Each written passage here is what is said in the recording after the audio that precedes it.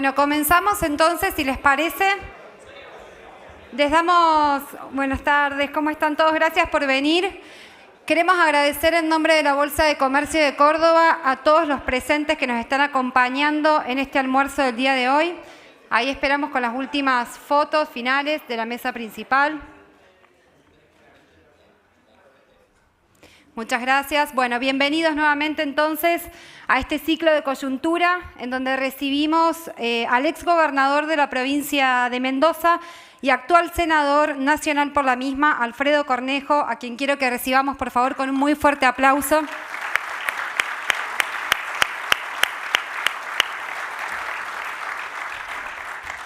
Queremos agradecer y destacar además la presencia de los diputados nacionales Rodrigo de Loredo, Soledad Carrizo, que le agradecemos también muy especialmente la gestión para traer a Alfredo hoy, a Lisandro Nieri y a Víctor Hugo Romero y por supuesto al ministro de Finanzas de la provincia de Córdoba, Osvaldo Giordano, muchas gracias por venir. Además quiero agradecer la presencia de Mariano Bergero de La Voz, quien va a estar a cargo de la moderación del panel que vamos a hacer más tarde luego de la disertación principal. Y para dar comienzo a esta actividad quiero invitar al director del Instituto de Investigaciones Económicas de la Bolsa, Ariel Barro. Por favor, Ariel va a hacer la primera presentación en estos almuerzos y nos va a hablar en el día de hoy acerca de los desequilibrios macroeconómicos de Argentina, la foto versus la película. Así que bienvenido, Ariel, y te recibimos también con un aplauso.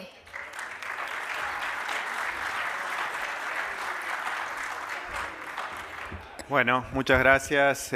Aprovecho que es la primera presentación para agradecer a la parte institucional de la Bolsa de Comercio la confianza que depositaron para incorporarme y también al grupo de investigadores del Instituto de Economía por la calidez y la calidad con la que me encontré y espero, bueno, pagarles con la misma moneda. Lo que vamos a hablar hoy rápidamente es ante la ausencia explícita de un plan económico, por lo menos no disponemos de un plan económico explicitado por parte del Gobierno Nacional, nos vamos a centrar en los tres objetivos claves del acuerdo del FMI, no porque sean mojones ni objetivos que deban guiar la agenda macroeconómica, sino porque es lo que tenemos. Entonces, les voy a pedir que en 5 minutos vamos a tocar cada uno de los tres objetivos principales. El primero es la meta de reservas internacionales, el segundo es una meta fiscal y el tercero es una meta monetaria. Respecto al primero y el que está más en boga hoy, el tema que está más en boga hoy es el de las reservas internacionales. Las reservas internacionales brutas han perforado un número de 37.000 millones de dólares que no se lo perforaba desde 2016. Más interesante que ver las reservas brutas es ver las reservas netas, que es una vez que les descontamos a las reservas brutas, aquellas que no pueden ser utilizadas para la política cambiaria. Esas reservas netas hoy están en niveles muy bajos, alrededor de 3.000 millones de dólares. Si a eso le descontamos el oro, digamos, y los DEX que no pueden ser utilizados, las reservas líquidas están en niveles negativos, pero la meta que mira el fondo es la meta de las reservas netas. Esa meta en septiembre tiene que ubicarse en 6,4 mil millones de dólares y a fin de año llegar a los 8,1 mil millones de dólares. Claramente estamos lejos de eso, tendríamos que en este mes sumar alrededor de 3.000 millones 3,2 mil millones de dólares solo en septiembre y por eso se entiende también el apuro de la última política del dólar soja. El dólar soja tratando de lograr que las exportaciones de este complejo del campo, las exportaciones del campo, suban. Y acá hay una cosa puntual que ya lo venimos diciendo desde hace unos meses. Las exportaciones del complejo de cereales y oleaginosas están ya en su máximo de los últimos años. O sea que hay unas exportaciones récord en valor. Sumaron 25,4 mil millones de dólares en los primeros 7 meses del año. O sea que no es que están bajas y digamos, eso es la principal preocupación. La preocupación viene por el lado de que en cantidades probablemente haya una retención, seguramente hay una retención por parte del complejo sojero y fue más que compensada por los términos del intercambio récord que tenemos, los términos de intercambio, los precios de lo que nosotros vendemos respecto de lo que compramos. Eso nos lleva a pensar que esta política nueva está tratando de, la política del dólar soja me refiero, está tratando de generar en este mes corto, en septiembre, estos 25 días en los que va a regir, buscar una liquidación por parte del agro de estos 5.000 millones que habló Massa en su momento. Y lo que tenemos que tener en cuenta es que el balance comercial nos muestra que el generador de divisas en Argentina es el agro y todo el resto de sectores, obviamente ahí están todos acumulados. Claro que hay sectores que tienen balanza comercial positiva, pero la mayor parte de los sectores consumen esas reservas de dólares que genera el agro, con la energía este año como uno de los factores determinantes, fruto de estos términos de intercambio. Mejoran los precios internacionales de lo que vendemos, pero también suben los precios internacionales de algo en lo que no logramos ser autosuficientes, como es la energía.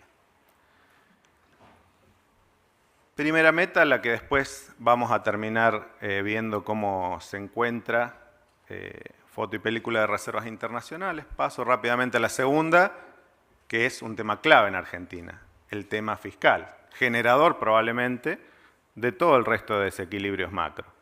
En el tema fiscal, con los datos hasta julio, nosotros vemos que hay un aumento de los ingresos por debajo de lo que aumentan los gastos primarios. Y dentro del aumento de los gastos primarios, que hasta julio fue de casi un 9% en términos reales, hay algunos rubros que claramente muestran un fuerte aumento, como el de los planes y subsidios.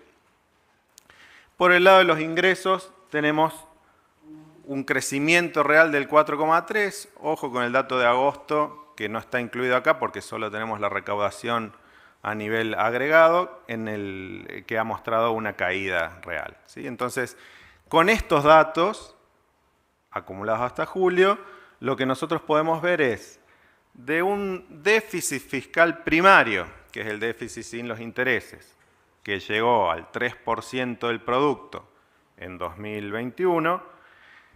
Si nosotros miramos qué tenemos hasta julio, que es lo que ahí está en las líneas llenas, tenemos un déficit más alto que el del año pasado, y las proyecciones nos muestran que podríamos llegar a un déficit primario de alrededor del 3,1% del PIB, alejándonos en 0,6% de la meta fiscal, que es el 2,5% del PIB.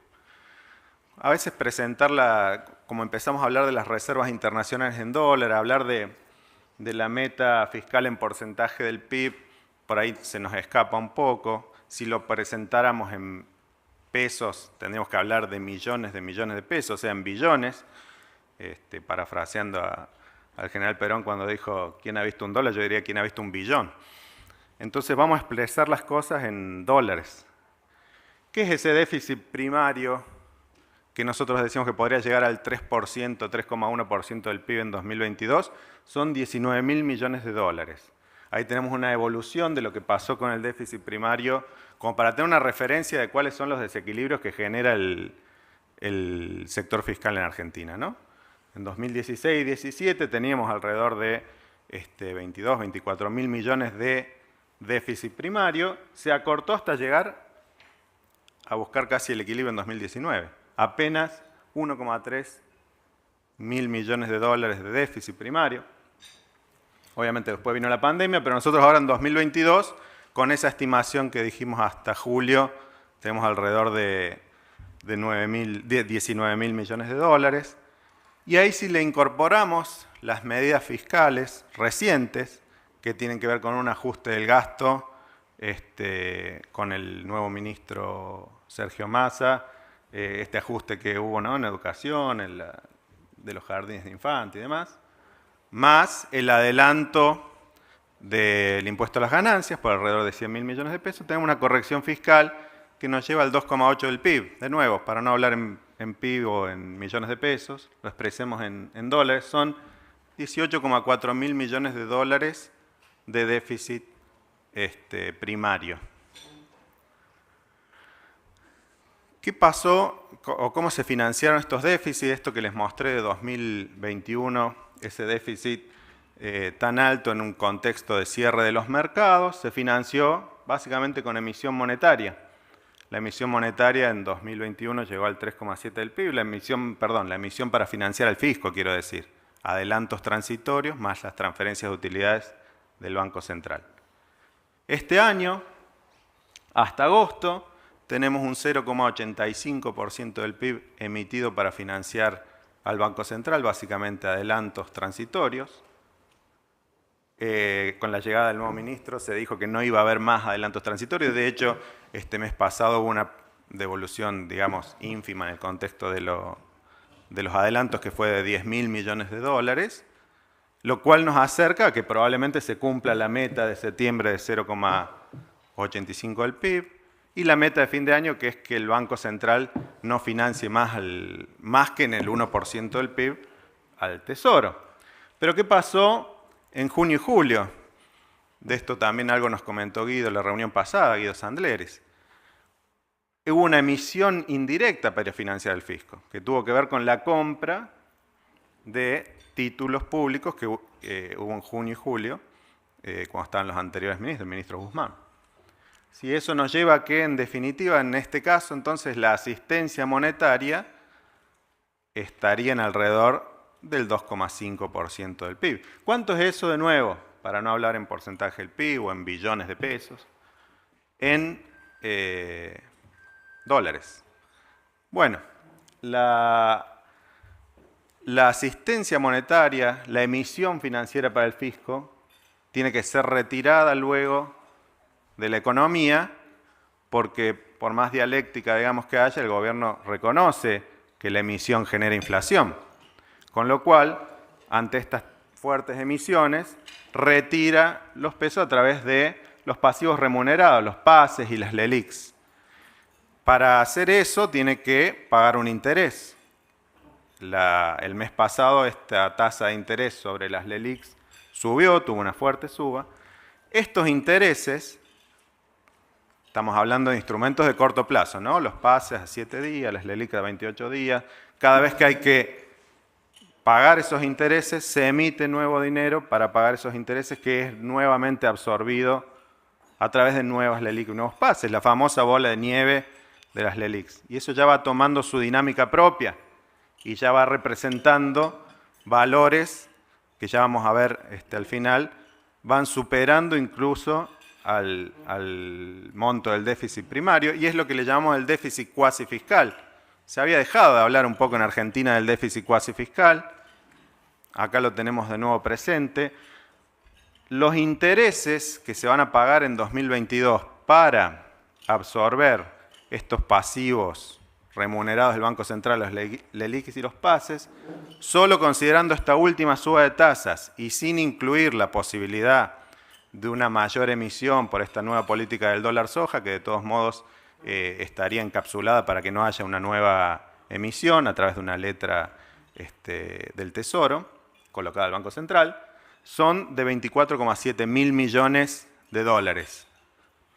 Para tener una referencia, si las comparamos, por ejemplo, con el monto de los subsidios, otra cosa que también se habla mucho, nosotros venimos pagando subsidios a nivel nacional, ¿no? Los subsidios económicos a la energía y el transporte, básicamente la energía, que este año se estima que sean también 22,4 mil millones de dólares. Es decir, que estamos pagando, de nuevo recuerdo, esos 24,7 mil millones de dólares son solo pago anual de intereses de los PASES y las LELIQs. ¿Sí? No quiero hacer la referencia lógica, pero es con la plata que le iba a pagar los jubilados, que había prometido el actual presidente que le iba a pagar a los jubilados. Bueno, ¿qué nos muestra esto para terminar? Tenemos las 3 metas que las usamos como mojones, no porque sean ideales, de hecho el acuerdo con el Fondo Monetario es súper laxo para Argentina, pero tenemos la meta de reservas en la cual la foto estaría ok hoy, pero para lograr que esa foto sea buena hoy, se trajeron para septiembre la liquidación de exportaciones de la soja. Los famosos 20.000 millones de dólares que faltaban de liquidar de soja en el segundo semestre del año existen y o se liquidan o se guardan en los silobolsa, pero no es que la medida del dólar soja va a generar más, ¿sí? Entonces lo que se está haciendo es traerlo para septiembre. Entonces vía ese adelantamiento estamos teniendo una buena foto. Esa foto nos permite mantener la brecha cambiaria y quizá evitar la devaluación, pero la película hacia futuro sigue siendo la misma, sigue siendo un problema por parte de lo que tiene que ver con el mercado cambiario y el cumplimiento de los objetivos de las reservas internacionales. No queda claro cómo el gobierno va a ir incorporando un promedio de 1.500 millones de dólares por mes de reservas cuando viene comprando de manera neta 20 millones por día o menos. Por el lado fiscal, de nuevo, tenemos lo mismo, una política de ajuste fiscal recientemente anunciada, con el adelantamiento de la recaudación del impuesto a las ganancias, sacándole al futuro, como le gusta hacer a algunas políticas, traigo del futuro para el presente un dinero que me va a faltar en el presente. La foto que puedo presentar hoy es, vamos a cumplir probablemente el acuerdo con el Fondo Monetario, el 2,5 del PIB, cuando vaya llegando fin de año, seguramente se hará el típico pateado, digamos, de gastos para el 2023, entonces en base caja vamos a cumplir el 2,5, apoyándonos en una deuda flotante. Por lo tanto, la película sigue siendo problemática, no hay correcciones de fondo en los gastos, digamos. El gobierno puede decir, se solicitaba un ajuste, bueno, se hizo un ajuste, a como dio lugar, digamos, se ajustó a los discapacitados, a los jardines de infantes y demás. Y la cuestión monetaria, ni la foto ni la película son buenas.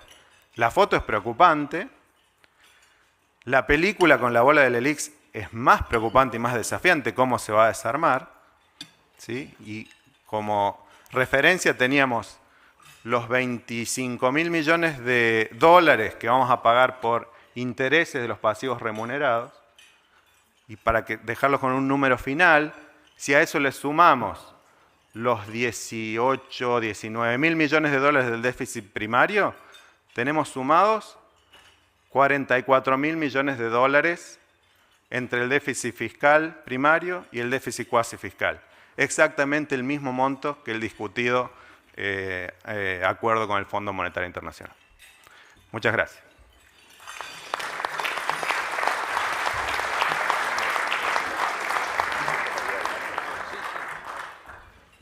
Muchas gracias, Ariel. Muy interesante tu presentación. Bueno, para continuar con esta actividad quiero hacer una pequeña mención a nuevas empresas, sponsors que se han sumado a nuestra institución. Muchas de ellas se encuentran hoy por primera vez en este salón, así que quiero mencionarlas. Como sponsor platino, la empresa Tecnored y Bolsa de Cereales. Como sponsor oro, Castillo y Asociados. Como sponsor plata, el Instituto Traumatológico de Córdoba, TSA Bursátil, Grey Capital y el Estudio Sala Mercado. Así que muchas gracias por sumarse, por confiar en nuestra institución. Bienvenidas. Y ahora sí le voy a dar la palabra al presidente de la Bolsa, el contador Manuel Tagle, para que pueda darnos su mensaje institucional. Manuel, adelante, por favor.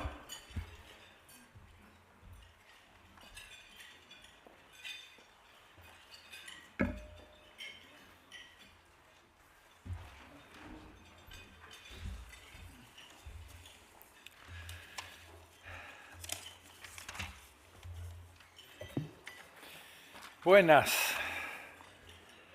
La verdad que estamos con una actividad muy importante en nuestra institución. Esta semana vamos a tener 2 ciclos de coyuntura muy valiosos. Creo que vamos a enriquecernos claramente con las exposiciones que vamos a escuchar.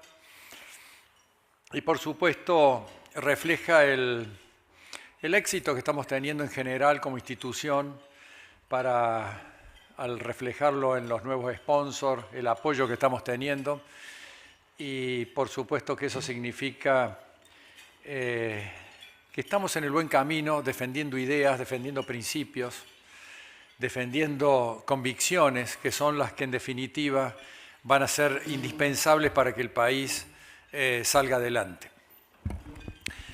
Y todos la conocen, pero siempre la repetimos un poco para que la gota de agua termine horadando la piedra. Pero en el caso de ustedes creo que no hace falta, pero sí para que la comunidad, la sociedad entienda cuáles son los principios básicos sobre los cuales se rige la economía del país y la política del país, y que nosotros venimos señalando desde hace tiempo.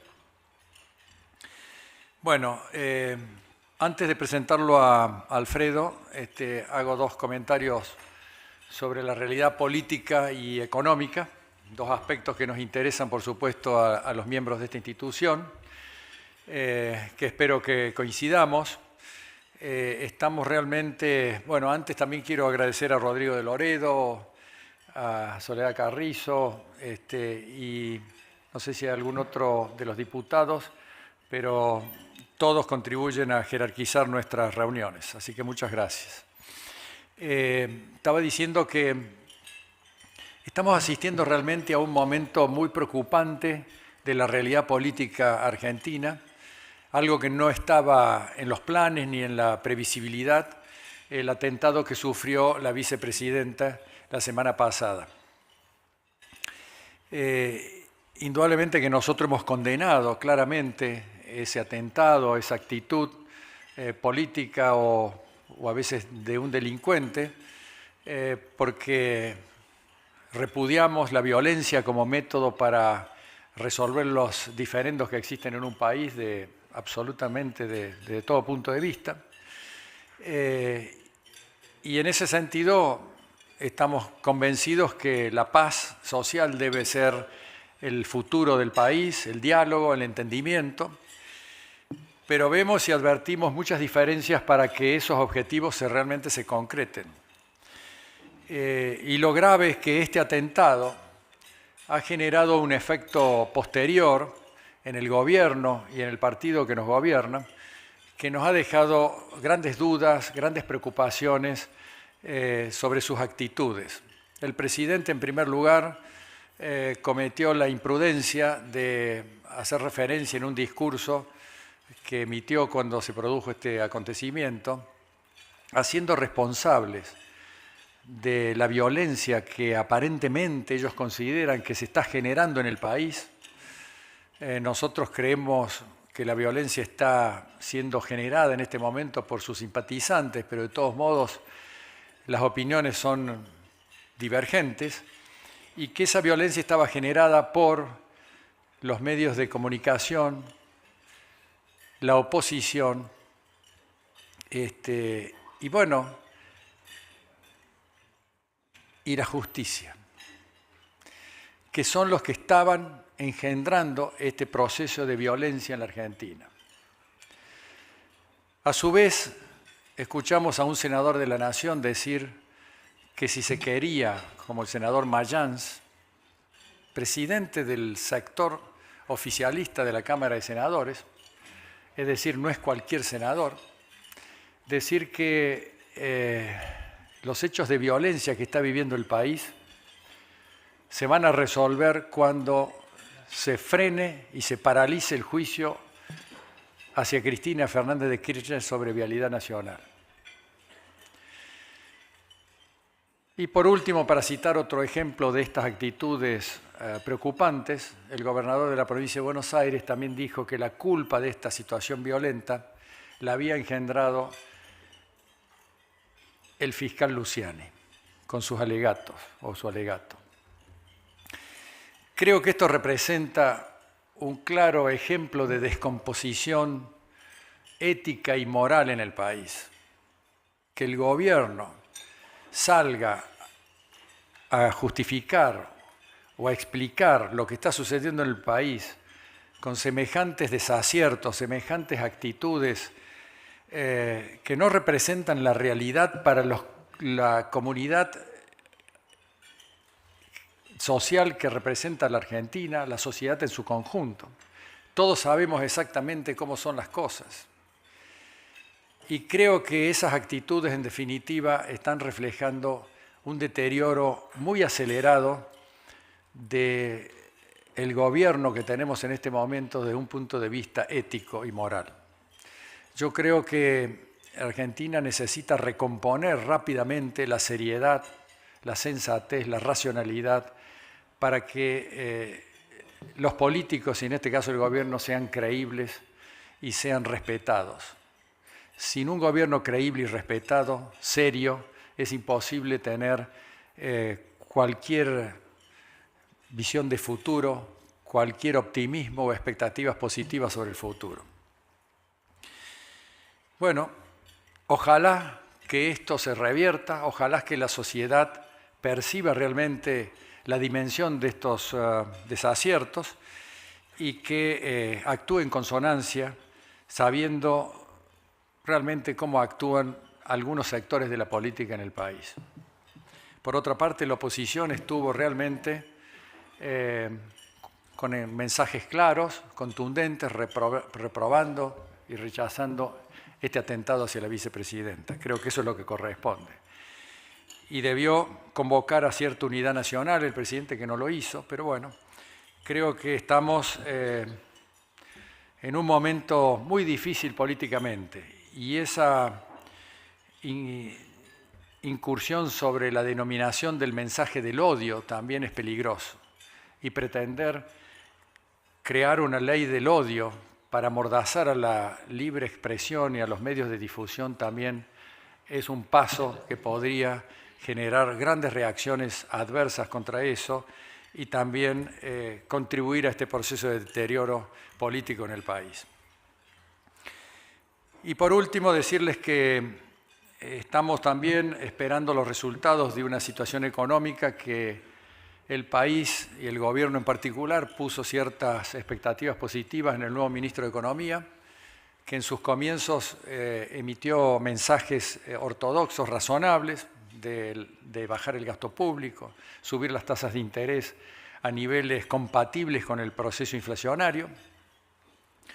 Es decir, tuvo intenciones de ortodoxia económica que generaron cierta calma y cierta tranquilidad, pero que aún no se han concretado en la magnitud que el país necesita. Los desequilibrios que tiene el país son tan profundos y tan graves y tan grandes que se necesitan medidas fuertes, convincentes y con determinación para poder revertir esta situación que vivimos de decadencia y de frustración en el país económicamente y que la sociedad la está sufriendo de una manera muy preocupante.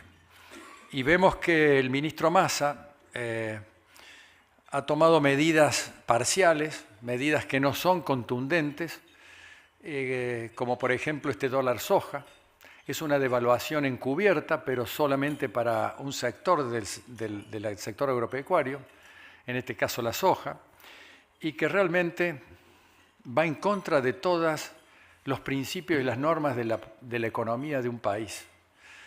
Es muy difícil tener tantos tipos de cambio, es muy difícil pretender que el día 30 de septiembre, después de haber pagado 200 pesos por dólar a los sojeros, se les diga al resto de los exportadores que van a volver a cobrar 130 pesos por cada dólar que exportan.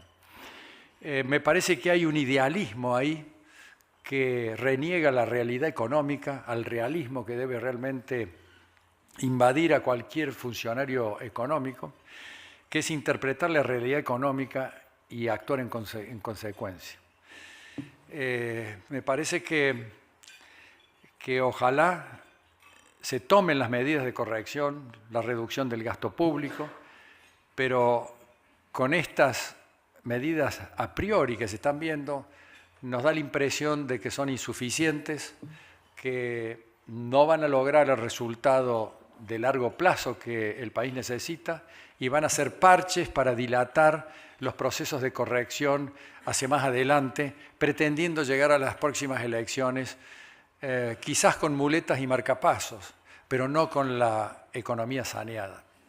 Bueno, veremos qué pasa, pero la verdad es que la única solución es actuar con firmeza, determinación y convicción atacando las causas de los grandes desequilibrios que vive la economía argentina, que ya sabemos cuáles son: el déficit fiscal, la emisión de moneda, el gasto público, ese 42% de gasto público que tenemos, y que es una especie de pared de hormigón que tenemos que realmente lograr doblegar, destruir, para poder encontrar los equilibrios macroeconómicos con visión de futuro.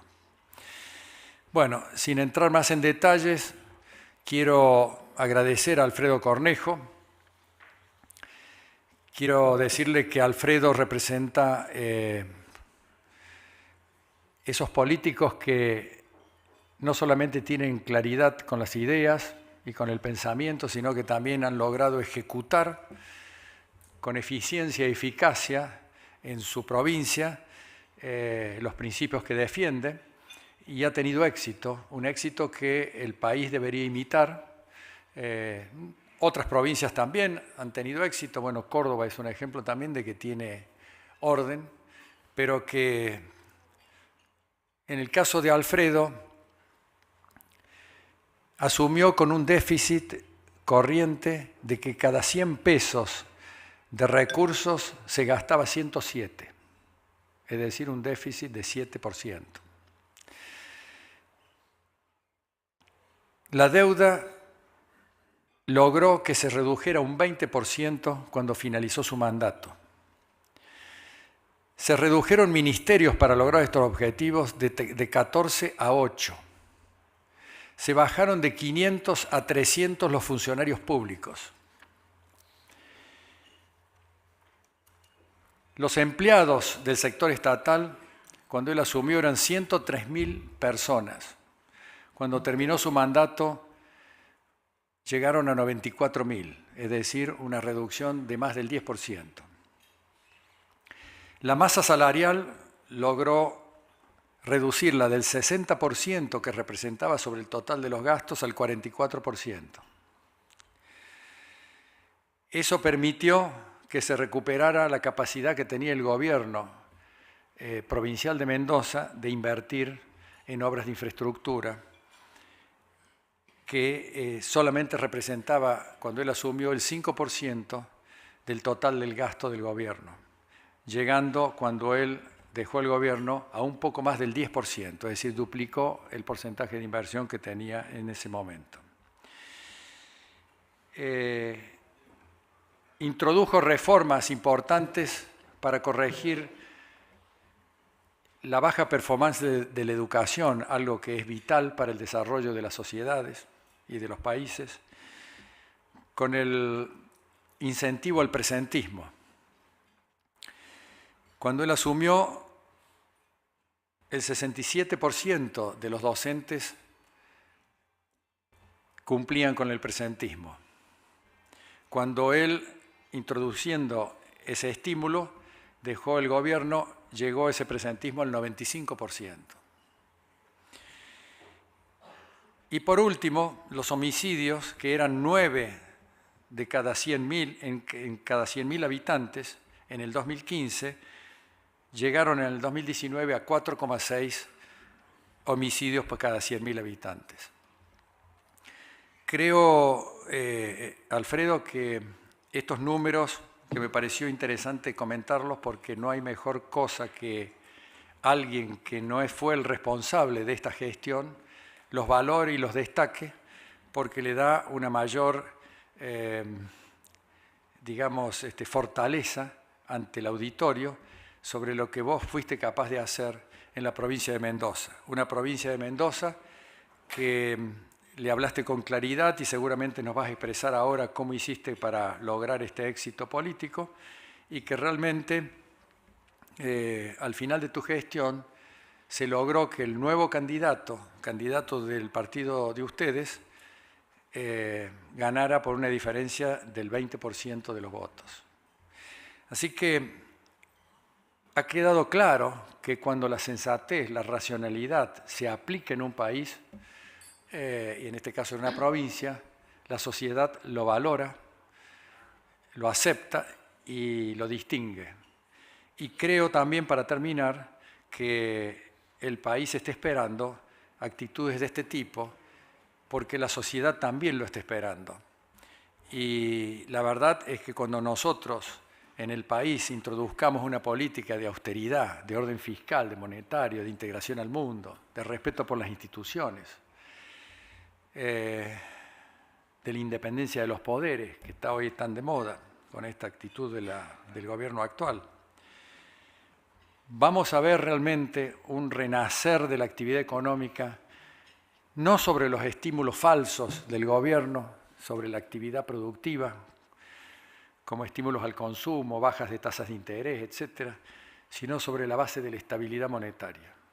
Y esa estabilidad monetaria es tan fuerte y contundente que genera previsibilidad y confianza y genera una recuperación económica que es sustentable y consistente. Y es mucho más rápido de lo que muchos políticos y muchos ciudadanos o habitantes de la nación creen que es. La verdad es que nos vamos a sorprender de nuestra recuperación económica cuando apliquemos un plan creíble y consistente como el que nosotros creemos que hay que aplicar. Bueno, muchas gracias a todos. Lo felicito a Ariel por su exposición, que fue muy contundente y muy buena, y lo vamos a escuchar a Alfredo.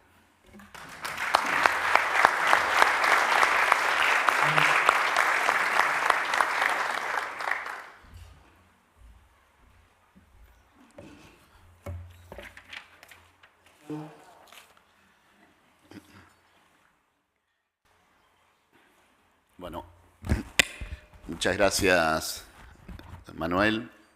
Gracias por la invitación. Un agradecimiento especial a todos quienes están aquí. Es un orgullo para mí estar en este espacio, en este evento tan representativo de la economía de Córdoba, una de las principales provincias de nuestro país. La verdad que tengo una serie y no quiero asustarlos, así que cuento el principio, cuento el final, expoliándola. Tengo una serie de filminas que me ayudan más a mí que a ustedes, pero a no perder el orden, que una parte tiene de diagnósticos y creo que los podemos pasar bastante rápido porque está muy bien conocido por ustedes, pero que ese diagnóstico me permite pasar a la parte de las propuestas y finalmente a la viabilidad política de estas reformas, que es un poco en lo que me gustaría concentrarme. Y además, todos estos cuadros económicos, después de la exposición de Ariel, que fue tan precisa y contundente y corta, me ponen hasta nervioso. Después, además, la presencia de Diana acá y tanto gente conocedora con profundidad de los temas económicos, pero creo que la viabilidad política de estas reformas es donde deberíamos concentrarnos buena parte de nuestros dirigentes políticos. El diagnóstico, como les decía, algunos cuadros que me parecen muy representativos, ¿no? El PBI per cápita, con el dólar oficial, el corriente, o con un dólar de equilibrio que busquemos, hoy es mucho más bajo de lo que era en el 2011. Y creo que eso es representativo de nuestro empobrecimiento. Paralelamente, la contracara es el crecimiento del gasto público consolidado, nación, provincias, etcétera, que como recién lo dijo Manuel, está alrededor del 42% del producto. Como ven en ese gráfico, en crecimiento, con una leve baja en el periodo de Cambiemos de Mauricio Macri. Pero si desagregamos ese gasto, para empezar a profundizarlo, también se dijo recién, las prestaciones de seguridad social, las moratorias que se produjeron, la jubilación de ama de casa, por supuesto, el gasto en asignaciones familiares a través de la asignación universal por hijo, los programas de empleo que se fueron aplicando y los subsidios a la energía y al transporte. Ahora, vamos a empezar algunos mitos a desarmarlos. Esos programas sociales eran en el 2002 el 0,1 del producto. Hoy implica alrededor del 3% del producto.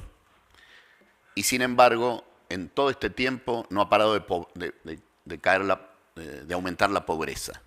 Ahí empezamos a visorar el Estado bobo y las políticas inútiles a la hora de confrontarla con resultados concretos. Paralelamente, el empleo público creció y del 2010 a esta 2011 a esta fecha, 2010 a esta fecha, 2004, perdón, a esta fecha de 2.600.000 empleos públicos, hoy estamos en 3.300.000 en los últimos 10 años, perdón. Los jubilados y pensionados pasaron de 3,5 millones a 7 millones. Se duplicaron. El gasto previsional en dólares tiene números que son alarmantes, pero vamos a quedarnos con el porcentaje junto con los programas de empleo, toda la seguridad social, ronda casi el 50% del gasto. Paralelamente a eso,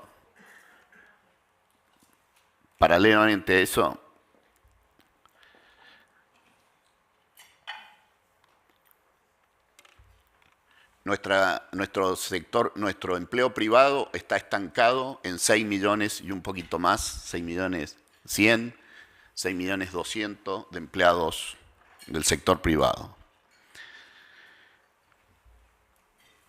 Los impuestos, ya mucho se ha hablado acerca del número y la discusión acerca de ese número. Alrededor de 160 impuestos, pero los que explican buena parte de la recaudación son solo 5. Casi el 90% de la recaudación. Esto, que parece una mala noticia, yo lo veo como parte de la viabilidad de estos cambios. No hace falta de financiar al Estado para eliminar impuestos, sino muy por el contrario, hay reformas para hacer. Pero para entrar en algunos temas productivos que muestran la economía real, es un federalismo bastante trucho, si me permiten la vulgaridad. Ahí muestro un cuadro, rápido se los describo. Por ejemplo, Formosa, el 75% lo cubre el gasto del Estado Nacional, contra 22 de Neuquén, que está inducido obviamente por regalías petrolíferas, pero en general hay algunas provincias que son las del centro que ponen más de lo que sacan en el país, entre ellos Córdoba, Mendoza y otras más.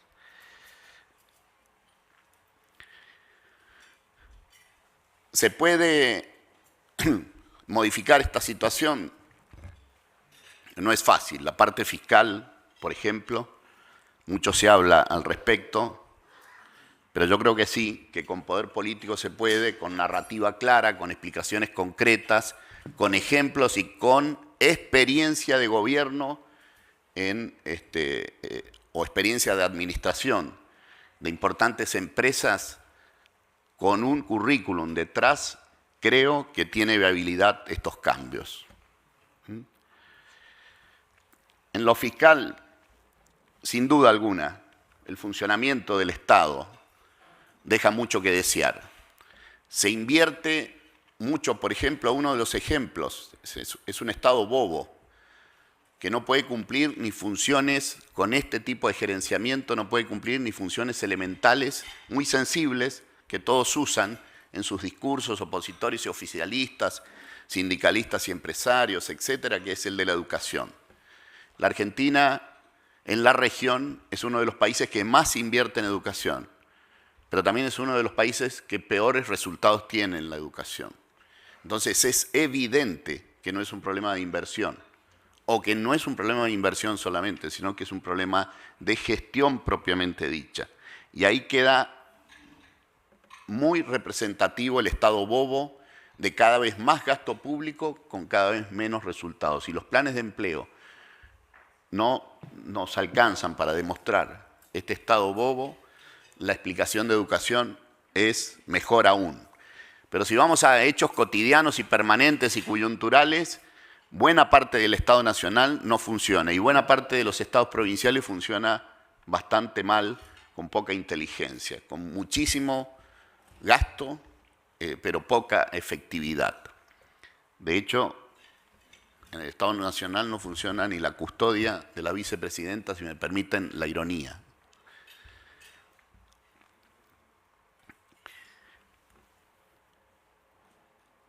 No está fácil tener, todos sabemos que el problema, recién se explicó muy bien Ariel, el principal de los desequilibrios es el déficit fiscal y cómo influye sobre el resto de los desequilibrios macroeconómicos. Y si no se ataca rápidamente, estamos rumbo a lo irremediable, ¿no?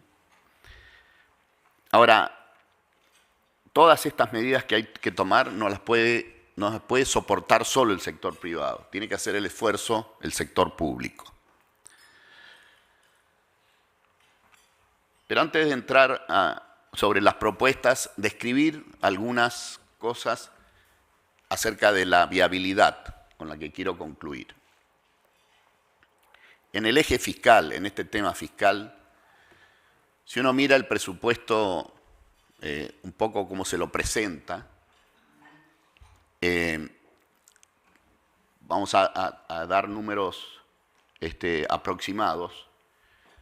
Todo el tema previsional, el sistema de seguridad social en general abarca entre el 45 y el 47% del gasto. El 17% del gasto son todos los servicios económicos, que allá adentro están metidos los subsidios a la energía, pero también otra serie de servicios económicos y de subsidios, como por ejemplo la protección de Tierra del Fuego y tantos otros regímenes promocionales. El 7-8% son los servicios de la deuda y los gastos de administración de los tres poderes del Estado, con sus empleados, etcétera, son alrededor del 6-7% solo del gasto. Cuando se tiran latiguillos muy fáciles, que la política haga el ajuste, latiguillo con el que en principio como título estoy de acuerdo porque hay que dar gestos concretos y contundentes, no mueve la aguja 6% de gastos de administración en su conjunto. Con lo cual hay que exigirle a nuestros políticos que hablen un poco más claro, porque hay que meterse con el resto de los gastos. Y algo hay que hacer con cada uno de esos temas en lo fiscal en particular. Y también nuestro sector privado, la deliberación pública, debe profundizar acerca de los servicios económicos, porque hay ganadores y perdedores en ese 17% con la economía, ¿no? Entonces, de servicios económicos, con lo cual esa deliberación pública debe ser más clara para que sea viable, para que la entienda el conjunto de la sociedad, y en democracia es imprescindible convencer, persuadir a la mayoría de la población para que acompañe los cambios. Si no se habla claramente sobre eso, difícilmente recibamos acompañamiento. Algunas propuestas que quise tomar precisión. Recién Manuel decía algunas de las cosas que hicimos en Mendoza, y si bien parto de reconocer que es menos complejo, más simplificado administrar una provincia como Córdoba o como Mendoza, provincias importantes, Córdoba más grande que Mendoza en su volumen económico, y es más simple que gobernar un país que tiene menos contradicciones, no veo que muchas provincias se animen a hacer esos cambios a pesar de lo simplificado, a pesar de que es más simplificado que el gobierno nacional. Y algunas provincias lo han hecho, en particular Mendoza durante mi gestión.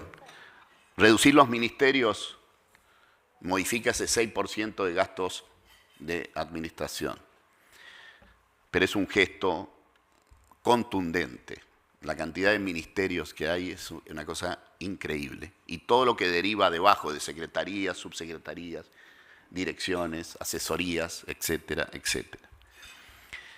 Una mera medida que tomamos en Mendoza de reemplazar todos los que se jubilaban y exigir jubilarse a todos los servicios no esenciales, pero también a los esenciales, pero los servicios esenciales, no esenciales, jubilarse en tiempo y en forma permitiría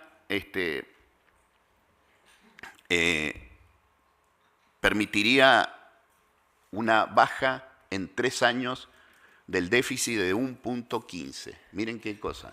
Si eso se le agrega un control de este Estado bobo, poco inteligente, que no controla muchas veces ni la asistencia al trabajo de los empleados públicos nacionales, generaría sumarios administrativos que permitirían bajar la planta rápidamente y luchar contra la estabilidad, el mal concepto y manipulación de la estabilidad del empleo público. Con esa sola modificación en 3 años sería del 1,15. Los subsidios a la energía, ya se ha hablado mucho y creo que lo tenemos relativamente claro. Yo no estoy de acuerdo exactamente cómo se lo está haciendo, pero es mejor que nada. Con lo cual creo que algo se va a hacer y va a ser un primer ajuste, pero el óptimo que todos reconocen es que vayamos hacia un subsidio que no supere el 2% del producto. Pero básicamente lo que hay que cambiar es un mejor clima de inversión en los aspectos energéticos para bajar el costo, particularmente, y bien intervenido, bien regulado, esa tarea puede permitir bajar los costos, y ya lo sabemos, y con lo cual permitir rápidamente ir eliminando esos subsidios en un corto plazo. En el subsidio al transporte que tanto sufren los cordobeses, los mendocinos, los rosarinos, los tucumanos, etc. En el subsidio al transporte, si solo equilibraran al interior, equilibraran no, si solo en AMBA se pagara el pasaje promedio que se paga en el interior, escuchen esto, del transporte público, se bajaría un 0,25% del producto. O sea, estamos dando una discusión de subsidios solo por AMBA.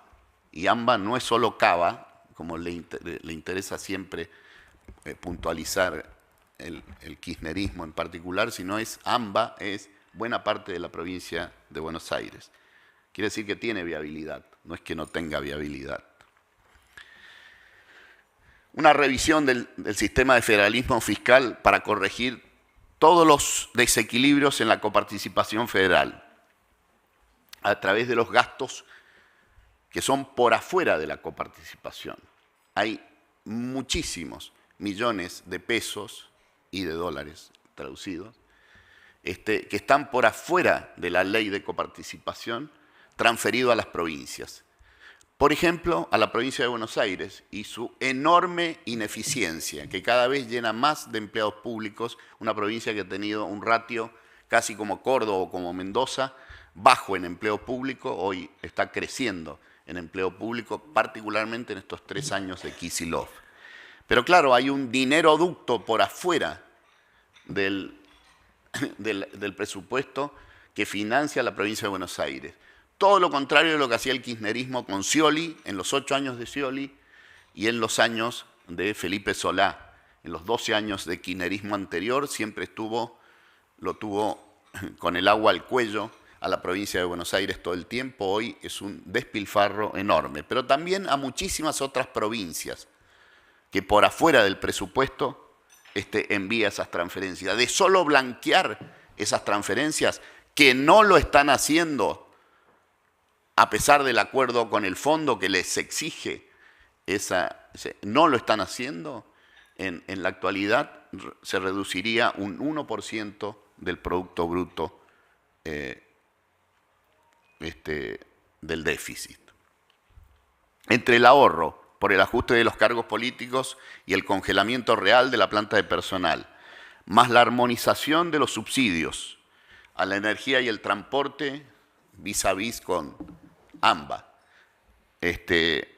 más el ahorro derivado de hacer más justo el reparto de fondos entre las provincias, se suma alrededor del 3% del Producto Bruto. Es decir, se elimina por lo menos el déficit primario estructural.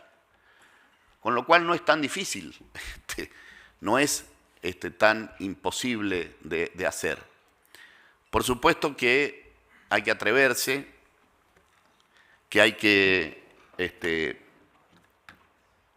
por supuesto que hay que atreverse, por supuesto que hay que explicarlo, por supuesto que hay que armar un contrarrelato y una narrativa que sea profunda al respecto, que explique los beneficios y por qué se tocan algún tipo de intereses. En materia impositiva, ya lo dije con anterioridad, en materia impositiva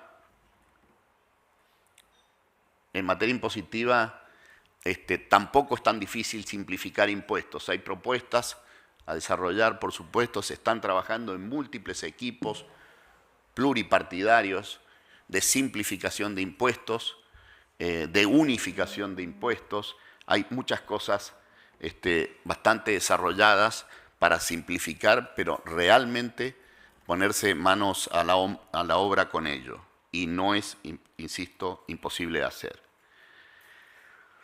Todos los ajustes fiscales de los que hablamos, para que sean virtuosos y que tengan el más alto, y pueda ser persuadida a la mayoría de la población para que se lleven a la práctica, tenemos que lograr que sean en un contexto de crecimiento. Y la verdad que no va a haber crecimiento genuino si no se genera un clima distinto para la inversión en particular. Y ese clima distinto para la inversión son señales, es un gobierno creíble, no esto que estamos teniendo, estas ambigüedades enormes, tremendas, zigzagueos, que conviven en el frente de todos, gente que cree en el derecho de propiedad con gente que no cree en el derecho de propiedad. El derecho de propiedad es un derecho fundante del Estado de Derecho, como el derecho a la vida, ¿no? Fundante del Estado de Derecho. Allí conviven en el frente de todos gente que no cree con gente que cree en el derecho de propiedad. ¿Cómo pueden orientar a un país? ¿Cómo pueden generar expectativas? Con lo cual, ¿cómo pueden con tremendas diferencias? Podemos poner millones de ejemplos, pero creo que no vale la pena, creo que es suficiente. Generar expectativa requiere modificaciones, por ejemplo, los temas laborales. En el tema laboral hay más mito que otra cosa. Con la ley de contrato de trabajo, hoy solo están regulados de los 6 millones de personas, no recuerdo ahora el número exacto, pero alrededor del 30% de la población solamente. Y no se quieren modificar. La mayoría están por otros regímenes que se han ido creando, muchas veces desordenadamente. Con lo cual no entrar a ese debate es puro mito. Mito que beneficia a las empresas. Muy por el contrario, tenemos que generar condiciones para que genere mayor trabajo y mayor cantidad de trabajo. No estamos luchando en Argentina contra la robótica. Estamos luchando contra las regulaciones laborales que no permiten que mucha gente que necesita tomar trabajo no lo esté haciendo. Y gente que esté disponible para trabajar en mejores condiciones. Sin cambiar estos incentivos económicos, difícilmente eso ocurra. El promedio salarial de la agricultura fuera de la pampa húmeda, hoy está alrededor de 50.000, 53.000 pesos de la agricultura. Un plan de empleo familiar está arriba de ese promedio. ¿Qué incentivo hay para trabajar en esos? Se puede sostener que el promedio salarial de la agricultura es bajo, pero lo que no se puede, y probablemente estemos de acuerdo, pero también son los problemas de la productividad, etcétera, pero también debemos señalar que en la medida que existan estos programas de empleo, los incentivos nunca van a estar puestos en la mano de obra. Y eso también se puede cambiar y le veo bastante viabilidad. Como les decía, se necesitan reformas de esas normas, pero también de las sindicales. Y creo que la dirigencia política tiene miedo de hablar de eso. Escucho a pocos dirigentes que se animen a confrontar con la organización sindical como está planteada. Pocos contados con los dedos de una mano. La libertad sindical debiera ser un principio de la democracia. Sé, para la generación anterior a la mía, que generó un fracaso con Alfonsín, un hito, y quien ve una vaca, quien se quema con leche ve una vaca y llora. Pero si no se hace esa tarea, difícilmente podamos tener negociaciones equilibradas en el marco de un sistema democrático capitalista. Y es imprescindible entrar a esa deliberación pública para luego hacer la realidad. Y tendríamos muchos adeptos en la base social de los trabajadores, que se acostumbran, pero no están conformes con esa dirigencia sindical. Bajar las contribuciones patronales para las pymes. Tenemos un proyecto, Lisandro Onieri, que me acompaña con otras firmas en la Cámara de Diputados y yo en la Cámara de Senadores también. Pero más o menos es seguir la línea de cambiemos de lo que se hizo en el gobierno de Macri en el 2017-2018. Para pymes menores de 50, un determinado no se paga, etcétera. Y tenemos las cuentas fiscales, porque es viable, porque no desfinancia el sistema, porque en menos de 6, 8 meses el incentivo a tomar nuevos empleos generaría generaría un equilibrio entre gastos e ingresos en esos sistemas. Los convenios colectivos. ¿Por qué tiene que negociar la UOM en la metalmecánica por la metalmecánica de Mendoza o de Tucumán en convenios generales centralizados y no por región? Y no poder empezar a hablar también a nivel de empresas, negociaciones colectivas alrededor de empresas, si es que queremos ir hacia un incremento de la productividad de la economía. Así lo hacen países que están creciendo y donde el poder sindical es fuerte, pero como por ejemplo en Alemania, y a nadie se le ocurra discutir el salario por la inflación, sino por la productividad. Y esas cosas no deben estar ajenas en el debate. Hay que bajar la litigiosidad laboral. Nosotros lo logramos en Mendoza. En las competencias que tienen las provincias hay mucho para hacer y no están haciendo. Los códigos procesales laborales no han sido modificados en muchos casos, no hay oralidad, no hay simplificación de trámites y en solo 4 provincias hay oficinas de conciliación laboral y solo en 2 funcionan. Una es en Mendoza. Establecimos un régimen privado de conciliación con un registro público de abogados. Los laboralistas, abogados, me insultaban peor que cuando autorizamos Uber y Cabify, los taxistas. Hoy están teniendo ingresos por 250, 300.000 pesos de conciliar todo el sistema de conciliación laboral.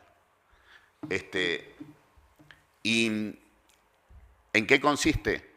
Nadie ingresa a un litigio judicial, laboral, si no pasa por esas oficinas de conciliación.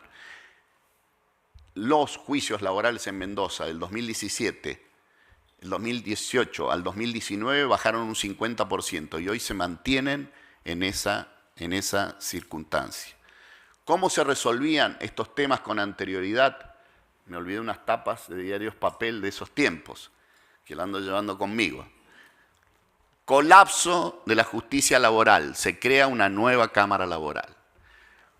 Colapso de la justicia laboral, se crea 3 cámaras laborales, empleados, jueces, camaristas y demás. Hoy, literalmente, la mayoría de las cámaras laborales se están rascando en Mendoza, porque no le llegan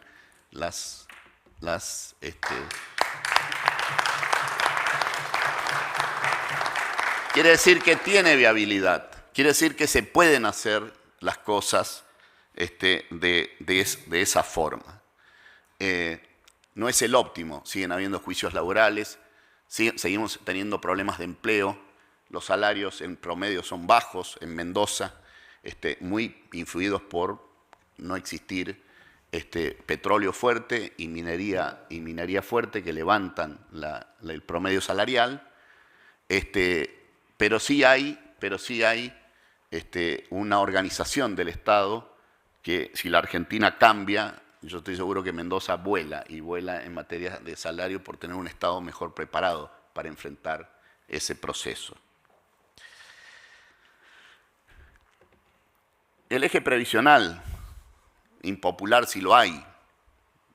¿Alguien pretende ajustar más a los jubilados de los ajustados que ya están? Pero si no los sinceramos, vamos a seguir introduciéndonos. Se siguen creando regímenes especiales de jubilación en la actualidad, a pesar de este contexto. Nuestro sistema previsional tiene una serie de desequilibrios, dijimos recién, de 3,5 millones a 7, pero es imprescindible encararlo por otro lado, que es por el blanqueo total de la economía. Si admitimos todos que hay casi un 40 y pico % de la economía en negro, algunos se atreven a un 50%, y buena parte del empleo no está registrado, y buena parte del empleo entonces no hace aportes al sistema previsional, por ahí es la principal reforma y tiene que ver con el orden macroeconómico. Incentivos para tomar más empleo es clave para mejorar el sistema previsional como medida estructural. Pero también no quiero escaparle al ajuste por inflación, con inflación. La fórmula anterior o la fórmula esta, tanto que se habla de ellos y no queremos entrar en tecnicismos, pero creo que una de las decisiones que debería tomarse, que es gestual, que no tiene tanto resultado sobre el sistema previsional, aunque lo tiene en algo, según cómo se lo defina y se lo regule, es que no todos se pueden ajustar por el mismo índice. Los que aportaron los 30 años sin ninguna moratoria contra los que aportaron 30 años con alguna moratoria, los que tienen 2 moratorias, los que tienen 3 moratorias, los que no aportaron nunca, no pueden ajustarse a todos con la misma fórmula y demás. Y me parece que hay que explorar soluciones de ese tipo también en materia previsional. Los planes de empleo no se los puede eliminar. Hay mucha demagogia dando vuelta, diciendo barbaridades. Llego yo y los elimino. Ahora suena bien decir eso. La verdad que no creo que se pueda hacer de la noche a la mañana. Se tiene que hacer en un contexto macroeconómico de orden, pero sí creo que lo que inmediatamente hay que hacer es que tienen temporalidad y no pueden durar más de 6 meses o un año.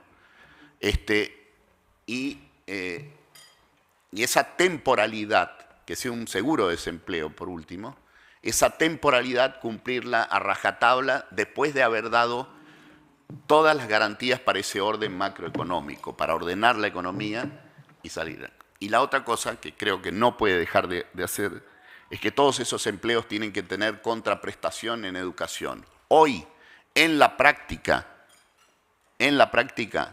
dan altas y bajas los movimientos sociales. hoy en la práctica está tan pésimamente manejado que no se exige la más mínima contraprestación. Ya lo discutí y tuve la oportunidad de discutirlo con el presidente Macri durante su gobierno y con la ministra de Desarrollo Social, que yo quería que me explicaran cómo, si había contraprestación, estaban cortando la 9 de julio. Si no hay contraprestación, si hay contraprestación, están en el lugar, y no estaban. Con lo cual, hoy no hay la más mínima contraprestación, y tenemos algunos programas y proyectos para atar la educación a esa temporalidad de un año, de manera tal de atarla formalmente, para en esa temporalidad de un año aprender oficios, bueno, distintas capacidades que puedan permitir insertarse laboralmente, insisto, en otro contexto de normas laborales y no imposible hacerlo.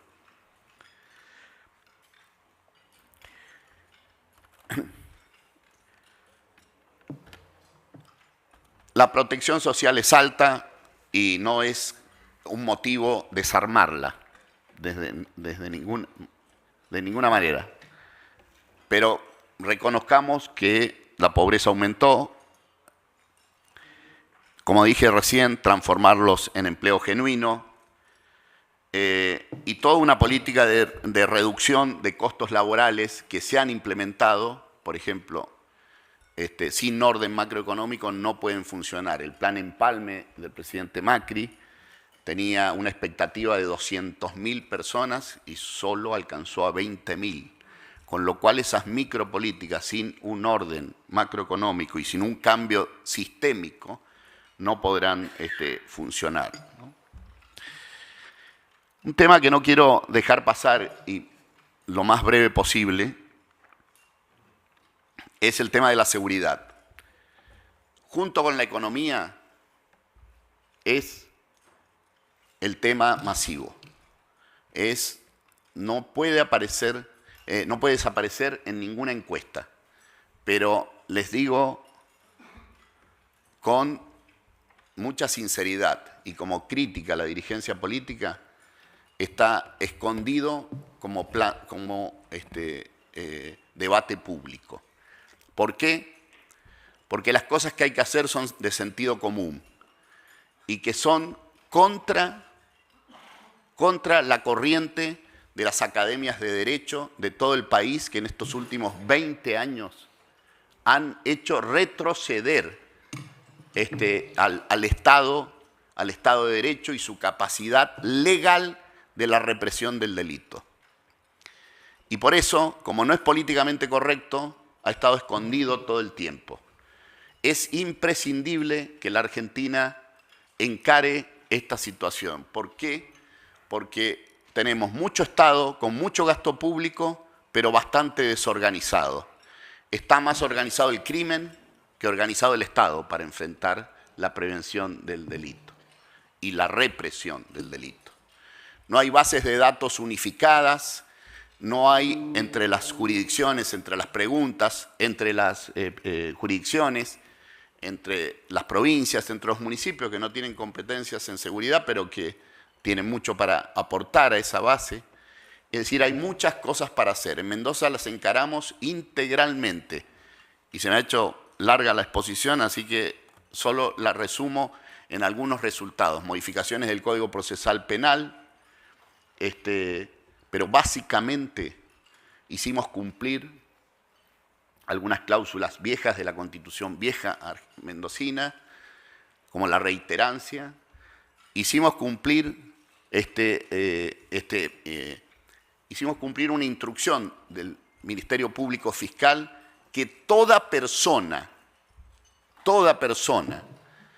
que comete un delito con arma queda detenido hasta la elevación a juicio. Es decir, no sale de la cárcel hasta que no sea sobreseído o cumpla su condena. Y ese solo hecho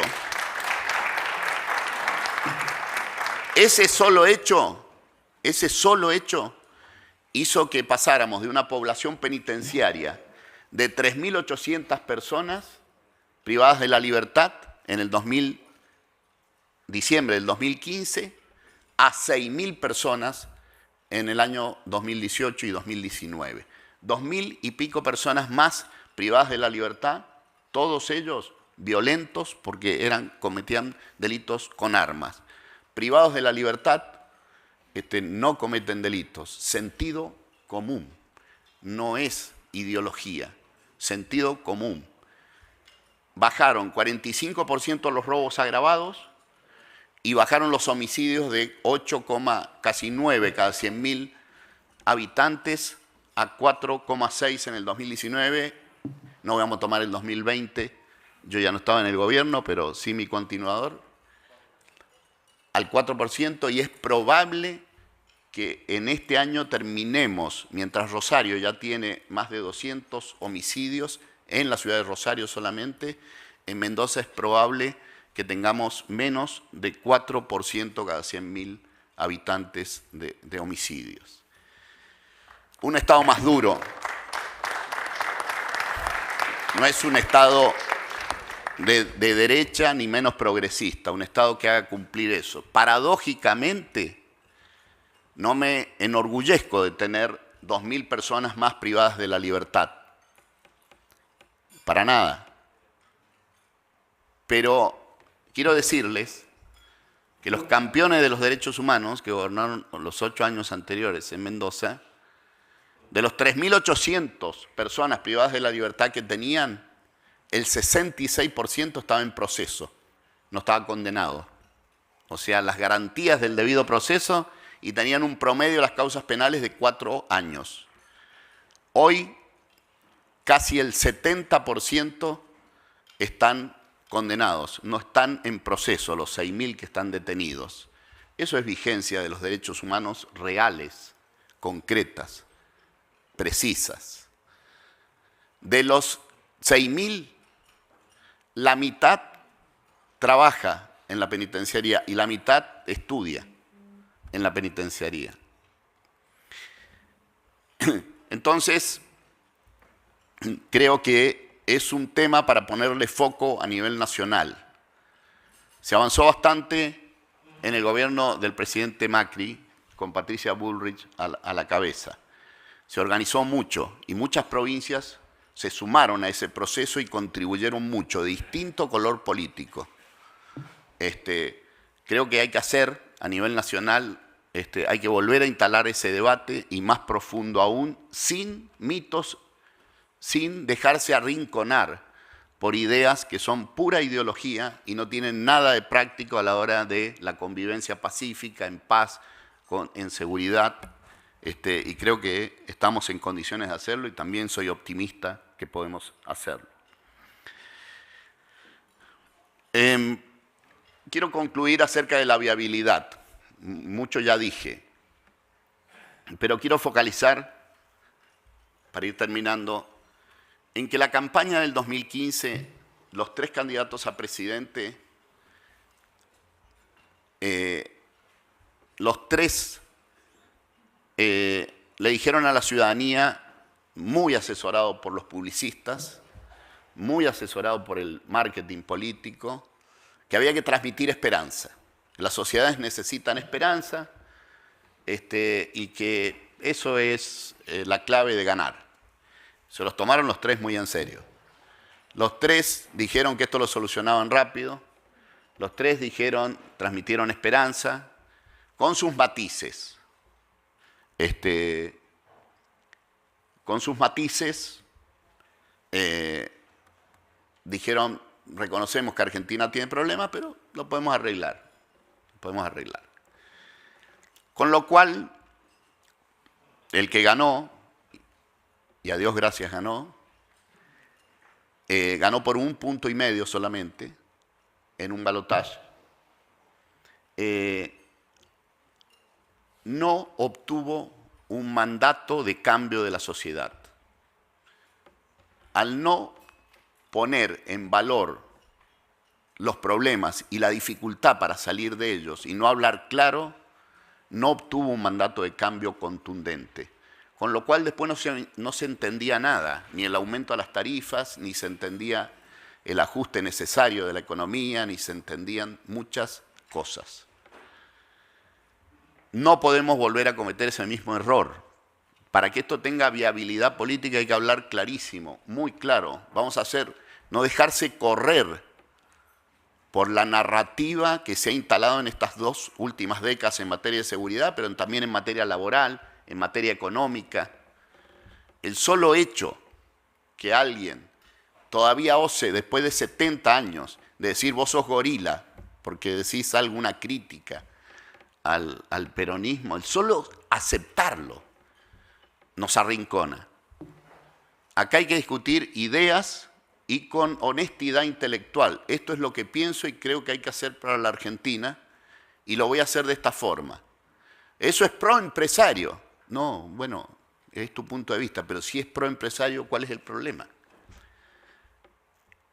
En los temas laborales, en los temas de seguridad, no hay que dejarse arrinconar en la deliberación pública, y por eso hay que hablar claro acerca de qué hacer.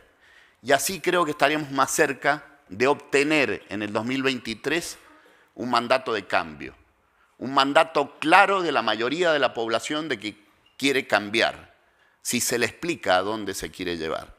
¿Se corre el riesgo de perder la elección? Sí, claro que sí. Se corre. Es así.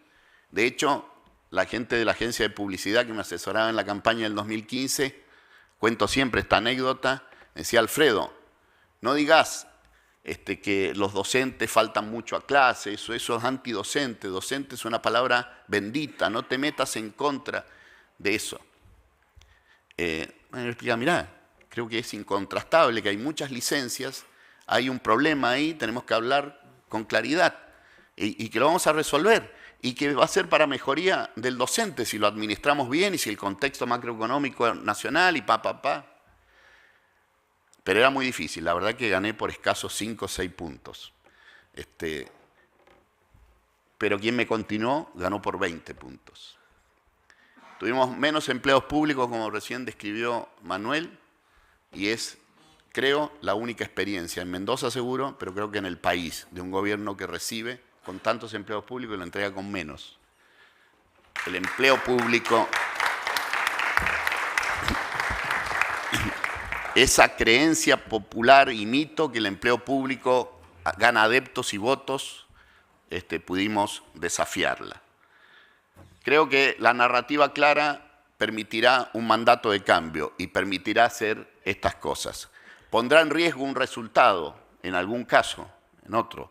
Si hablamos claro, si queremos vivir en un sistema capitalista, como la mayoría de los argentinos quiere, como la mayoría de los argentinos quieren vivir en democracia, tenemos que convencer a la mitad de la población de que este es el camino.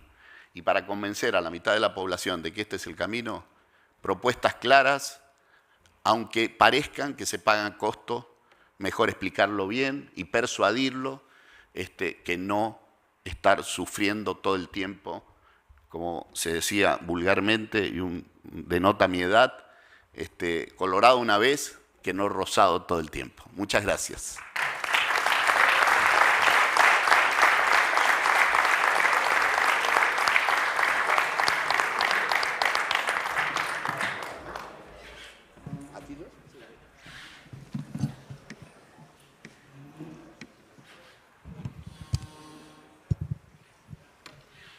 Bueno, buenas tardes a todos. Gracias, senador Alfredo Cornejo, por la presentación. De mi parte, gracias a la Autoridad de la Bolsa de Comercio por invitarme a ser parte de este segmento de la charla. Bueno, en la presentación fue muy claro respecto al diagnóstico y también desgranó varias de las propuestas de un eventual gobierno de lo que hoy es la oposición. Y al final habló sobre la viabilidad política, habló sobre los riesgos electorales, imagino la viabilidad electoral de hacer esas propuestas. Ahora la pregunta creo que subyace entre todos aquí es, una vez ganada la elección, si eso es lo que sucede, con un parlamento donde prácticamente no hay mayorías, está muy empatado, con una sociedad muy fracturada desde el punto de vista político y agrietada, y con un kirchnerismo que en las últimas semanas ha demostrado que volvió a recuperar poder de fuego en la calle. ¿Cómo se hace para hacer esas reformas que recién planteaba usted?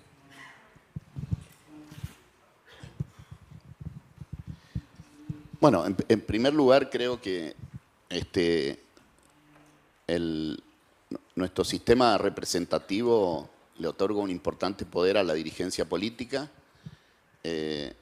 La sociedad entrega su poder a esas instituciones una vez que vota.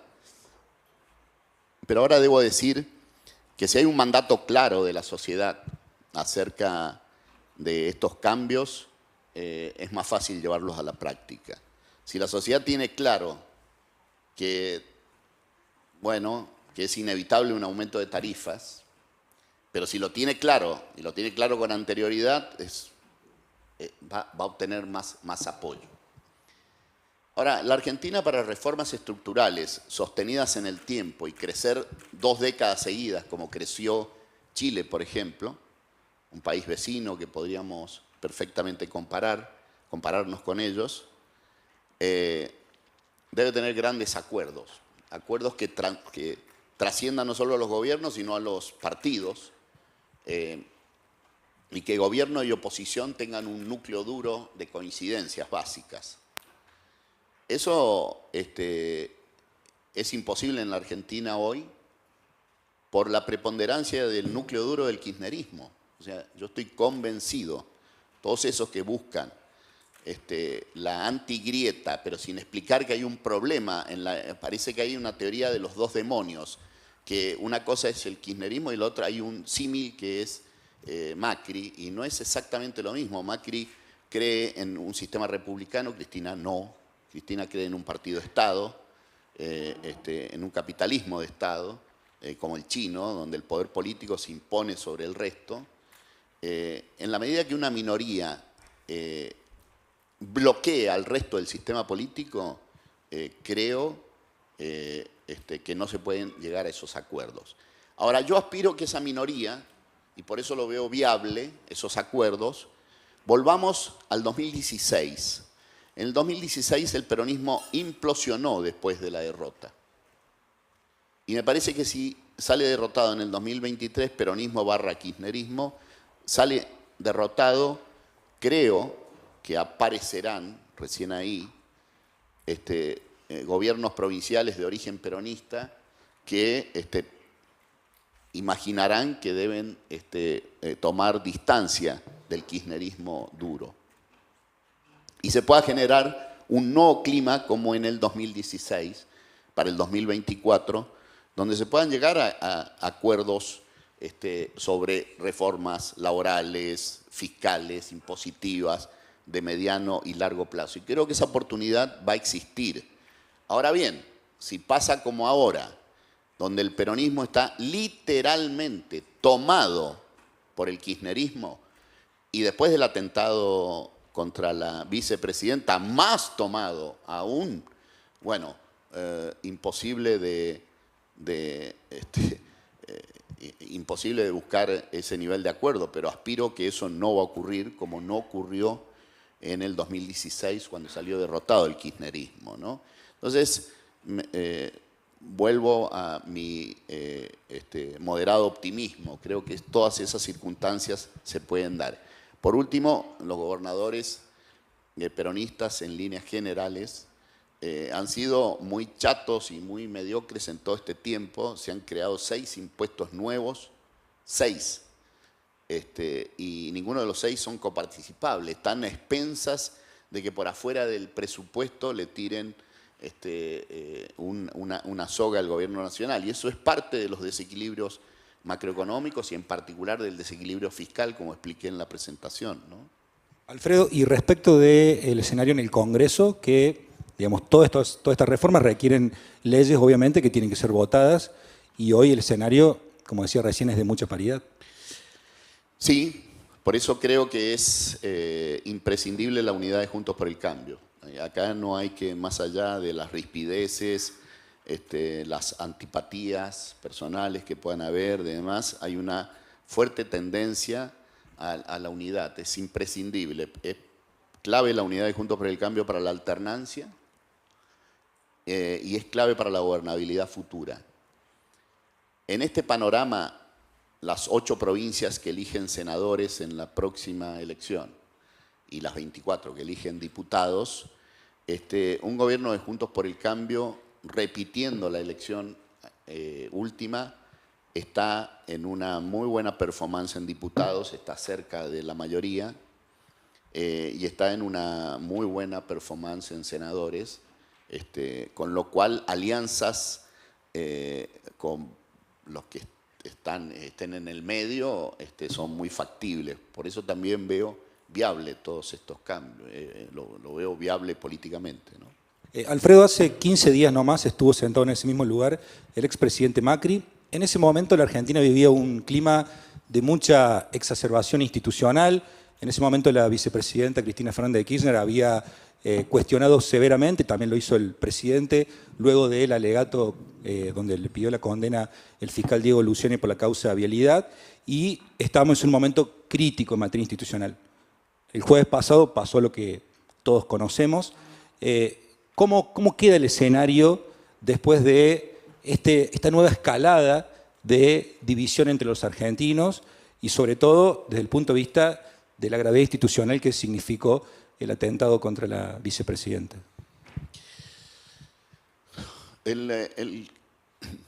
Los populismos en general y el kirchnerismo en particular generalmente niega los hechos, ¿no? No hay que caer en esa trampa. Para la visión maniquea de los dos demonios, que hay como una réplica del kirchnerismo, pero a la inversa, Juntos por el Cambio y todos nosotros vimos los hechos y repudiamos los hechos. Hubo un intento de magnicidio. De hecho, yo, incluso como presidente del Interbloque, me fui al Senado, hicimos una foto inmediatamente. Ahora, el kirchnerismo usa esto para recuperarse electoralmente y políticamente, ¿no? Entonces, inmediatamente que nosotros nos sacamos la foto en el Senado, el presidente Alberto Fernández habló por cadena nacional, llamó un feriado que es lo más ridículo que se haya visto. Bueno, Mendoza lo rechazó. Así Digo, es, no adhirió. Mendoza lo rechazó. Le echó la culpa a la justicia, al clima de odio, del clima de odio, a la justicia, a la oposición y a buena parte del periodismo. Y luego sucedieron muchos más voces. Hoy el ministro de Interior, Guado de Pedro, antes de ayer puso un tuit que toneladas de editoriales son los responsables del atentado, ¿no?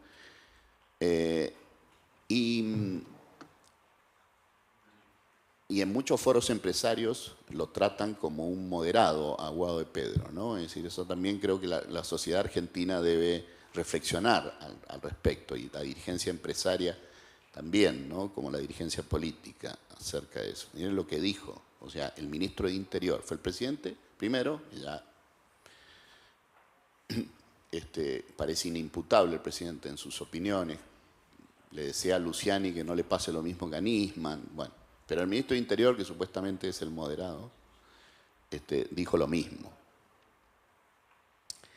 Yo creo que la única forma de canalizar esto, para responder concretamente tu pregunta, es en el marco institucional y de respeto de las instituciones. Lo primero tiene que ser la ley ante todo. Todos los conflictos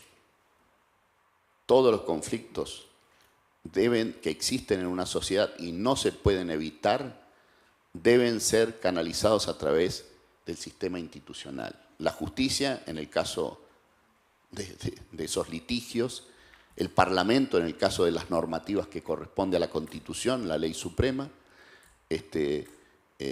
con lo cual yo creo que el único punto ahí viable es eso. Nosotros no podríamos avalar que se suspendiera el juicio de vialidad para que los chicos de la Cámpora no hagan más berrinche en las calles. No podríamos aceptar esto. Chicos que ya no son tan chicos. Entonces, me parece que ese tiene que ser la canalización. Y ahí se creará un nuevo clima de diálogo que es el que necesita la Argentina, en el marco de la ley. No se va a crear un clima de diálogo si a Cristina le suspenden y la eliminan el juicio, por presión, no se va a crear, va a quedar latente, el fuego va a quedar, las llamas, es decir, la ceniza va a estar ardiendo todavía, digamos, aunque se tome esa decisión. Entonces, es en el marco de la ley donde se debe crear ese clima. Luego la dirigencia política tiene que poner cada uno lo suyo para crear ese clima que es imprescindible para la Argentina, de acuerdo, de convivencia y de reformas estructurales con un alto consenso, ¿no? Senador, hay varias preguntas que las voy a sintetizar, pero muchas que están vinculadas a el armado de Juntos por el Cambio para el 2023 en materia electoral. Bueno, algunas que plantean cómo va a ser finalmente la PASO. Quería preguntarles antes que nada, ¿cree que va a haber PASO en el 2023 en la Argentina? El kirchnerismo nos tiene acostumbrados a las manipulaciones de reglas básicas de juego, ¿no? Con lo cual no descarto que en algún momento quieran eliminar las PASO, ¿no?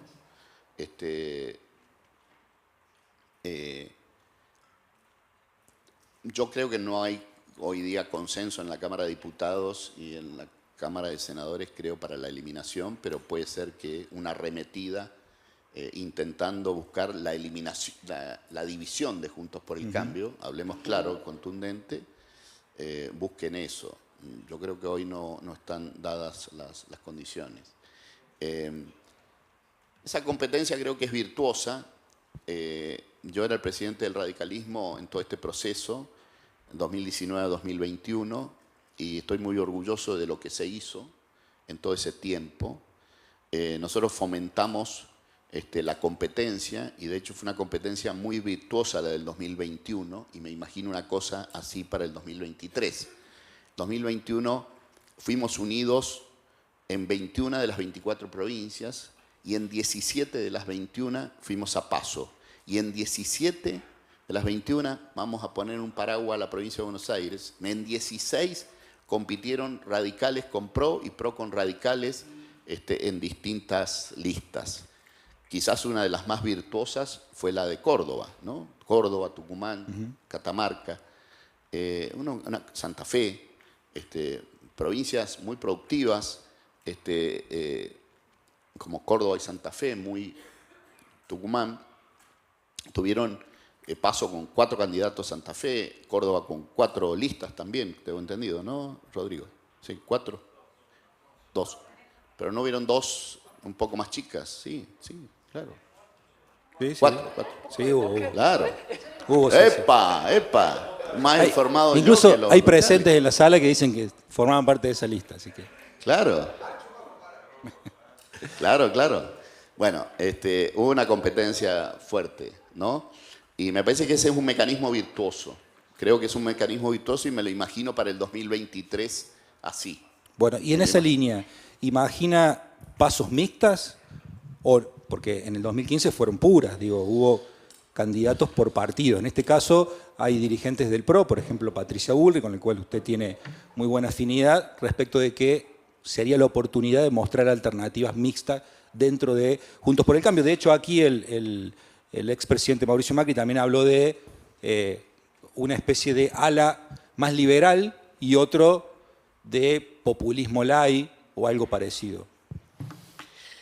Yo no sé si, yo no termino de imaginarme cómo sería, pero sí con líneas generales creo que va a haber una competencia, va a haber competencia y que pueden ser mezcladas, desde luego sería lo más lógico, ¿no? Sería lo más lógico.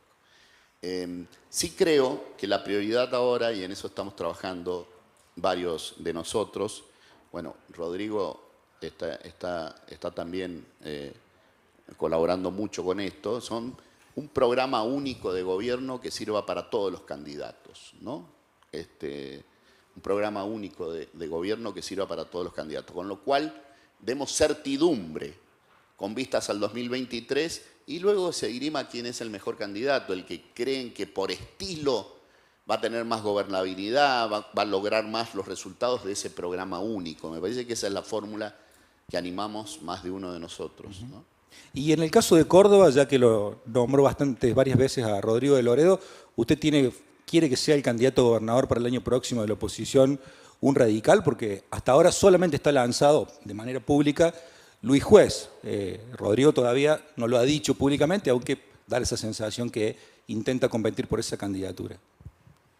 Teniéndolo a él acá, tenemos que por eso lo pongo en aprietos. Periodista le pregunta.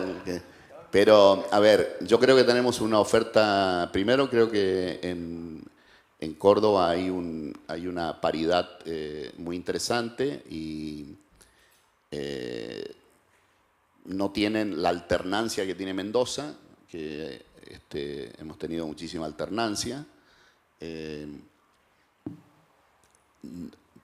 Probablemente Mendoza contribuya la cláusula restrictiva de la no reelección del gobernador a esa alternancia, es muy probable. Pero Córdoba, creo que hay una paridad de fuerza entre el frente del actual gobernador y Juntos por el Cambio, que puede permitirnos gobernar Córdoba. La verdad que me encantaría que los cordobeses nos dieran la oportunidad de gobernarlo. Y tanto Luis, con quien comparto en el Senado, como Rodrigo son dos muy buenos candidatos que ni más ni menos se referenciaron políticamente. Rodrigo más aún porque es, además de más joven, había tenido menor rodaje en Córdoba. Tuvieron la legitimidad popular de una elección, ¿no? Ganaron en una paso que no hay para cargos provinciales y es una pena que no haya para cargos provinciales en Córdoba. Y obviamente me tira mi costado y mi afinidad radical. Me encanta Rodrigo y que lo he dicho públicamente, que él no debe abandonar su pretensión de ser candidato. Hasta llegar a un último momento donde se verá quién está en mejores condiciones, si Luis o Rodrigo, y allí tenemos que ir detrás con el mejor candidato, porque no hay paso, así que ahí tenemos que ir con el mejor candidato, porque tenemos que ser prudentes porque tenemos posibilidades de ganar Córdoba, ¿no? Alfredo, cuando usted lo presentaron en el arranque, dijeron que era obviamente exgobernador de Mendoza y actual senador. Le sumo y le pregunto, ¿también candidato o precandidato a presidente para el 2023 por el radicalismo? Yo creo que puedo hacer una contribución al país. Insisto, creo que no está la Argentina para aventureros, está para gente que tenga experiencia, que haya desarrollado su tarea. Y si bien es más simple una gobernación que una administración nacional, creo que también es una unidad de medida como para el currículum y dar confiabilidad a futuro. Ahora, no privilegio hoy ser candidato por encima de tener un programa consensuado en Juntos por el Cambio y por la unidad de Juntos por el Cambio. No quiero prenderme a ningún tipo de atisbo de división, porque cualquier atisbo de división beneficia al populismo y beneficia al kirchnerismo, y me parece que eso debemos preservarlo ante todo. Un plan consensuado por todos en Juntos por el Cambio es el óptimo, y luego una competencia para ver quién es el mejor para llevarlo a cabo. Estamos pasados de tiempo, pero le hago la última porque aparte viene de parte del auditorio. ¿Qué lineamientos plantea esta persona generales debería tener una reforma previsional para que sea viable políticamente? Bueno, algo dije ahí, intentaré profundizar un poco más. Yo creo que nada de estas modificaciones puede ser suelto. Ya puse un ejemplo durante el presidente Macri, durante la gestión del presidente Macri, un programa de empleo como empalme, en el marco de un desorden macroeconómico y no sistémico de muchas reformas, no va a tener efecto sobre el empleo, va a tener un efecto muy mínimo, reducido en este caso a solamente 20.000 personas. Tiene que ser sistémico. Y para mí el blanqueo de la economía es la clave. Y blanquear la economía es blanquear la economía. Este gobierno no tiene credibilidad para un blanqueo, pero la mejor salida que tendría sería hacer un buen blanqueo. De hecho, hace cosas para beneficiar a algunos empresarios amigos, pero no para blanquear la economía. Nosotros necesitamos un blanqueo de la economía que repercutiría sobre el empleo y luego repercutiría sobre el sistema previsional. Esa sería la primera, porque a más aportantes nosotros hemos perdido la relación lógica que tenían los sistemas previsionales de 3 trabajaban con 1 cobraba. Hoy día estamos muy lejos de esa relación. Entonces tenemos los problemas que tenemos. Necesitamos más gente aportando al sistema previsional. Y dos, creo que hay que buscar una fórmula de actualización mientras tengamos inflación y que no va a parar de shock la inflación de un momento para otro, donde distintos regímenes tengan y según la historia previsional de cada aportante tengan ajuste según cómo haya sido su desempeño. Es decir, quien aportó los 30 años debe tener un tipo de ajuste distinto al que no aportó los 30 años. Y así ir armando un esquema. Los regímenes especiales, algunos con algún ajuste, otros con otro, etcétera, etcétera, e ir desmontando regímenes especiales, ¿no? Por último, ¿no tiene pensado irse a sacar una foto con el gobernador Schiaretti? Porque los radicales que vienen de nivel nacional por lo general pasan siempre por el centro cívico. Usted en este caso no. Debo decir, hablando en serio porque es ironía esa, pero debo decir dos cosas. La primera, que quiero ganarle la elección, con Rodrigo o con Luis. La segunda, que fui gobernador con él y conviví en varios aspectos y tuvimos varias coincidencias. Entre ellas, el pacto fiscal. Yo me peleé con Horacio Rodríguez Larreta y con María Eugenia Vidal por estar de acuerdo con Juan Schiaretti acerca de dos temas que son centrales en Argentina y que lo dije ahí.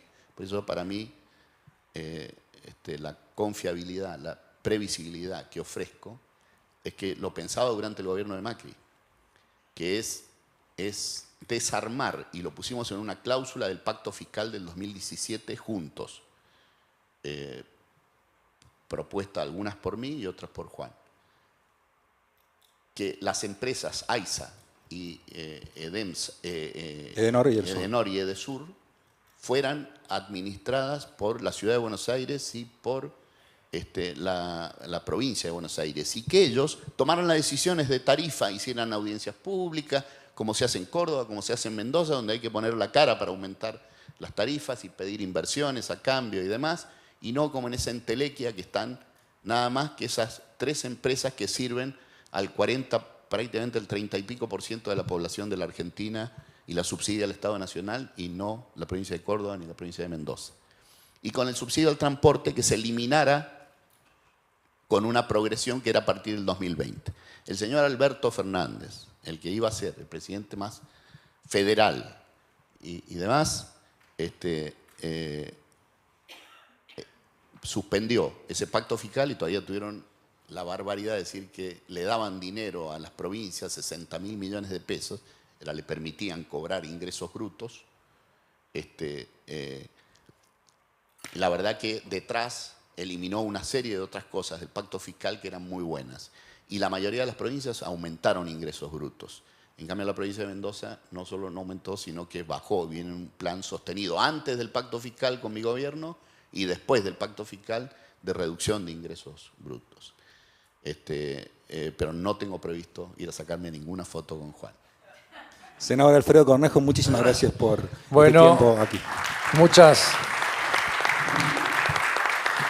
Muchas gracias, Alfredo. Ha sido un placer escucharte, nutrirnos de tus opiniones sobre la base de tu experiencia y también del sentido común que te caracteriza como exgobernador, y creo que es muy valioso haberte escuchado y reflexionar sobre tus comentarios. Muchas gracias. Muchas gracias a todos.